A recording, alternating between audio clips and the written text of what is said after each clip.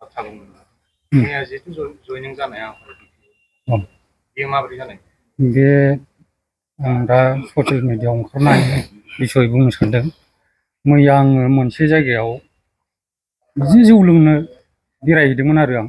ओमफ्राय बेहाय थिग BPFनि साथामसो मानसिफोर दंमोन, बाहाय जौ लोंगासिनो दंमोन। बिसोर कुमार, खांख्राइ, सिफु, बिसोरो आंखौ 20,000 30,000 थाखा होगोन होननानै जबरदस्ति दैखोनानै लांनानै सारेन्डार जाहोनानै 15-16 थाखा होदोंमोन। आं बे जायगानिफ्रायनो BPFखौनो नांला होननानै आं नागारनानै फैखानाय मानसि, बेयाव आंखौ मानो जबरदस्ति लांनांगौसो। दा आं बेखिनि बुंनानै बेखिनियावनो दोनथ'नाय जाबाय आरो। बन'नि न'आव। सोर लाङा? सिफु, खांख्राइ, कुमार, बिसोर साथाम। फैसाखौ 1500 होदों। आं दा गावसिनो जासि हरफिनदों दहाय। नांगौबा 500 बारा हरगोन आं होनना बुंहरदों दहाय। नोंसिनि 1500 थाखाखौ आं नाङा होननानै। दा दिनै नोंथाङा आं सारखौनो मोजां मोनखायो। सारखौ आं नागारनो हाया।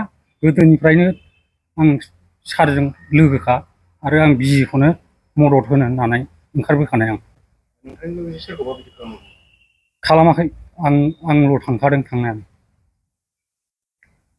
हरावसो आरो।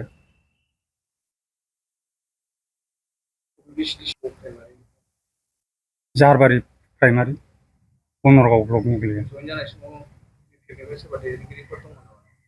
दैदेनगिरिफोरथ' बिदिनो बन'मोनल'सो दं जाहैबाय। कुमारमोन, सिफुमोन। औ। नोंथाङा मा सानो BPF दोलोआव थांफिननाय नंला? आं BPF दलखौ आं नागारनानै फैखानायखा। दिनैनिफ्राय आं थांला बेबादि दिन्थिहैला आं। फैसानिल' खालामनानै औ गुबुनफोरखौबो सोनो नाजायो। बिदिनो नुगासिनो दं आं दा जर जुलुमै।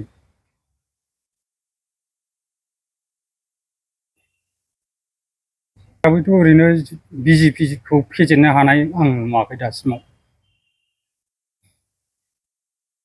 औ